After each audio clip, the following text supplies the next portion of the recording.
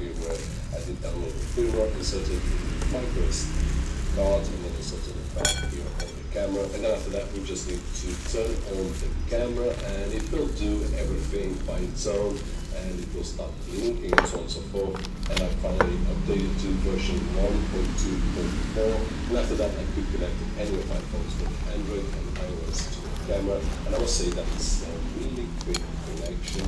It's a little bit of delay, but if we use the 5 gigabits connection, it's even faster, so the delay it's even less noticeable. So right now I'm happy with the camera, but if any of you guys would trust this one, just make sure that if you have the original firmware, go to the website and update the firmware so that you can have a much better experience than you will have with the original firmware. Now, that being said, there are a few things that I really enjoy with this camera, starting with the build quality of it. It's really nice, it feels nice on the hand. It has this rubberized feeling right over here, which is great. It also has this front display that shows a lot of information, and it can be useful depending on the way that we use this type of camera. But if we use it to film ourselves, then we can have a lot of information on the video, which is really useful. It also has a built-in quarter-inch screw that is useful if you want to use this kind of camera on any tripod.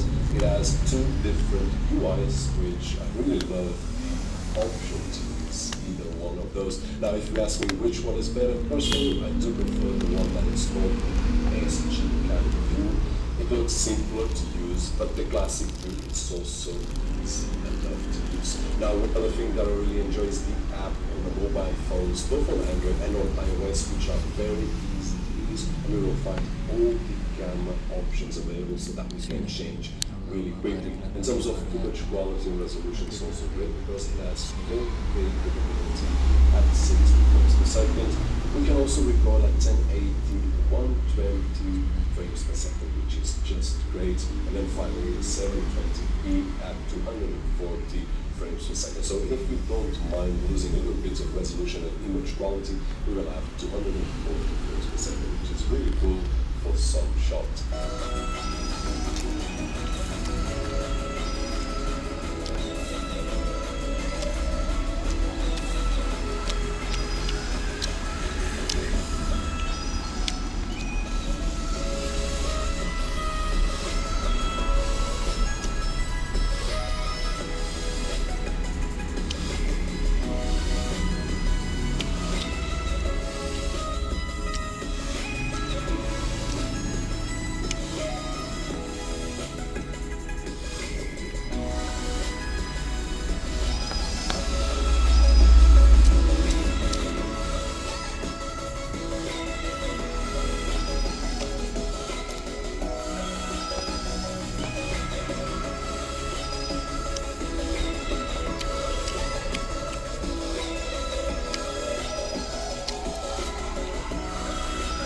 Resolution aside, in terms of image quality, we can compare this device to other devices that are more expensive in terms of image quality.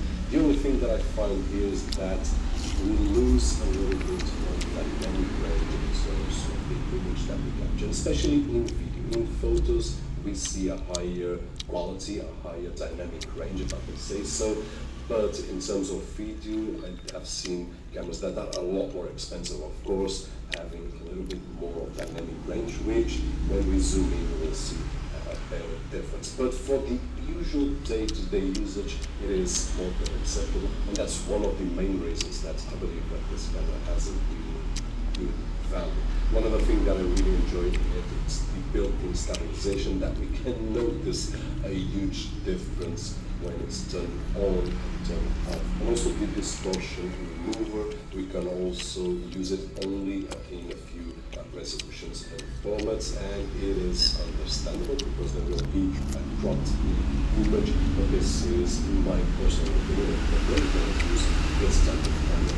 Really useful so that we can lose that distortion, especially at the end of the so really great features right over here. Lastly, in terms of battery, my usage, I can get almost 1 hour on the full charge on the battery, so this is not bad at all, especially because we can configure how long we want it to sleep, how long we want to have the screen on and off, and so on and so forth.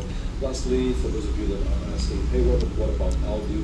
It sucks. Like it sucks on every other camera, action camera. So if you want to get good audio out of it, you'll have to buy a USB-C adapter to 3.5 jack so that you can connect to an external microphone. But in that way, you will not be able to use it with the waterproof casing like any other action camera. So here will depend on the way that we use this type of camera. If you want to keep the housing and the audio, you'll have to do as always using an external recorder like the phone or even a microphone. And this is it. So in terms of conclusion, what I can say is that I was a bit frustrated at the beginning. It was just for a couple of hours. Then after taking the filmer, the camera is working as it should. In terms of quality, in terms of price for what we get, I do believe that it's more than fair. Now there are several packages, one with no accessories at all, and the other with all the accessories. At this moment, both of them are the same price. So I would suggest obviously to get the package with all the accessories. As you can see by the images, image quality, resolution, the options that we have, really good for the price. So I would say that this is one of those cameras that I've got no problems at all. I'm recommending, of course, if you are looking for a budget camera but on the higher price. Also, another camera that I use and I really enjoy, and it will be almost in par in terms of image qualities, the 4K and the new version, the 4K Plus. So these cameras that are a little bit higher on budget but will deliver almost the same image quality than most more expensive cameras on the market right now. And that's about it, guys. Hopefully this video is helpful somewhere. And if it was, don't forget that usual thumbs up. My name is Dr. George, and as always, see you guys in the next one.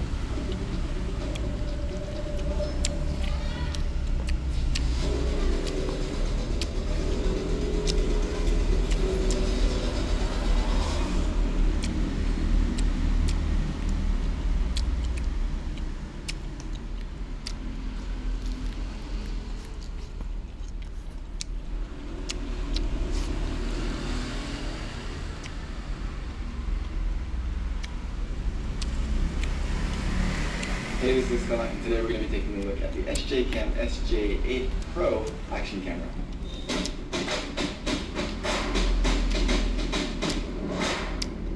So first and foremost, I apologize for the noise in here. It's over 90 degrees at the moment, and I don't have an air conditioner in here, so I have a fan running over there, a window open over here. It's really hot, so just bear with me. So in this video, of course, I will touch on the specs and image quality of this camera, but there are already a handful of videos which do very good and clear comparisons and assessments of the image quality of this camera. So I'm going to focus more on like a user experience type review and focus most of my time in this video just talking about things that I've noticed, both positive and negative while using this camera. And if you really do want to see like an in-depth comparison to the GoPro, for example, or just an overall assessment of the image quality in technical terms, I would recommend one of those other videos. They already exist. There's over a handful of them, so I don't want to be repetitive. I want to talk about things that I didn't hear them talk about so much, and that's what I'm going to do today. I also don't want to make you wait through the whole video to find out my opinions, so I'll come right out and say that I really, really enjoyed using this camera. I did have one kind of major complaint that might be a reason that you'd want to go with another camera over this, specifically the GoPro. But other than that one issue, I really, really love this. I think it's an incredible value for the money. You're getting a very professional level, high quality, high spec camera for a very, very good